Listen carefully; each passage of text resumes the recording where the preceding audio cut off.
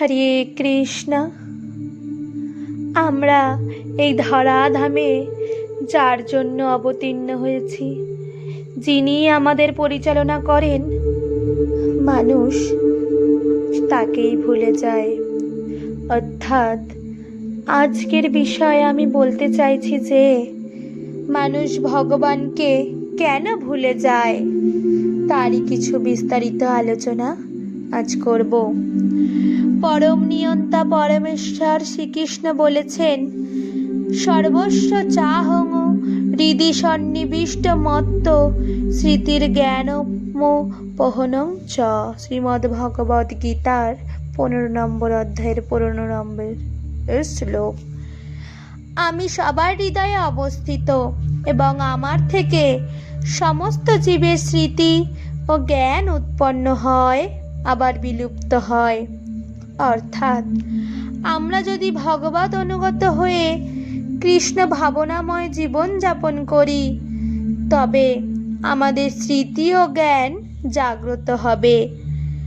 নতুবা যদি আমরা বৈদিক শাস্ত্র বিরুদ্ধ জীবন প্রণালীতে চলি, তবে আমাদের স্মৃতিশক্তি জ্ঞান বুদ্ধি বিলুপ্ত হবে। লীলা পুরুষোত্তম ভগবান শ্রীকৃষ্ণ চান যাতে আমরা তার সঙ্গে আমাদের আসল স্বরূপ সম্বন্ধ, অর্থাৎ জীব নিত্য কৃষ্ণদাস, এই পরিচয় জেনে তার প্রতি আমাদের মনোপ্রাণ সমর্পণ করে তার নিত্য আনন্দময় সেবায় যুক্ত হই।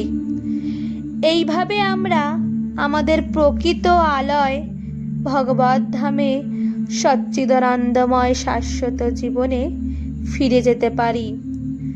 ভগবান আমাদের স্বতন্ত্র ইচ্ছা দিয়েছেন।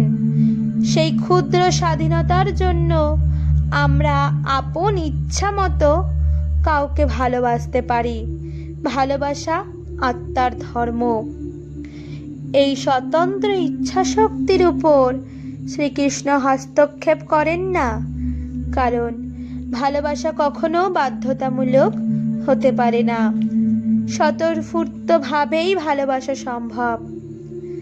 ভগবান শ্রীকৃষ্ণ হচ্ছেন পরম প্রীতির পাত্র, পরম প্রেমাস্পদ।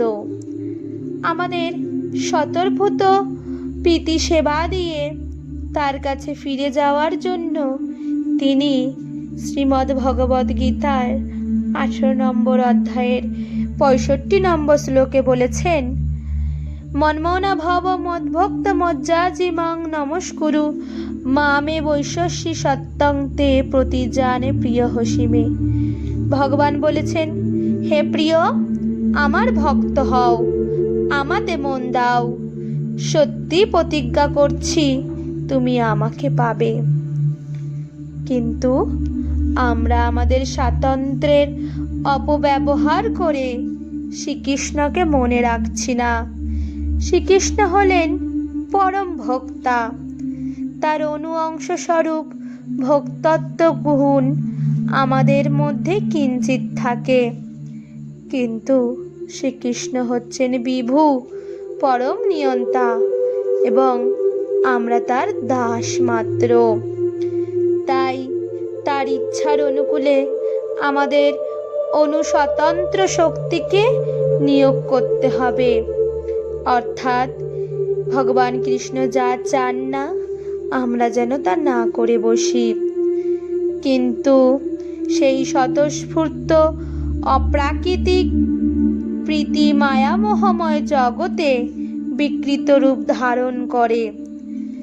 যেমন তেঁতুলের স্পর্শে দুধ দইতে পরিণত হয়, সেরকম শ্রীকৃষ্ণের মায়া শক্তির সংস্পর্শে এসে অপ্রাকৃতিক প্রেম বিকৃত হয়ে মহাময় জড় কামে পরিণত হয়। স্বাধীনতার অপব্যবহার করার ফলে এই দুঃখ ক্লেশপূর্ণ জড়জগতে আমরা সুখ ভোগ করবার জন্য সর্বদা লেগে পড়েছি এবং মায়ার ক্ষণস্থায়ী মরণশীল নারী পুরুষ, পতি পত্নী, পুত্র কন্যা, কুকুর বিড়াল সবাইকে মন প্রাণ অর্পণ করছি।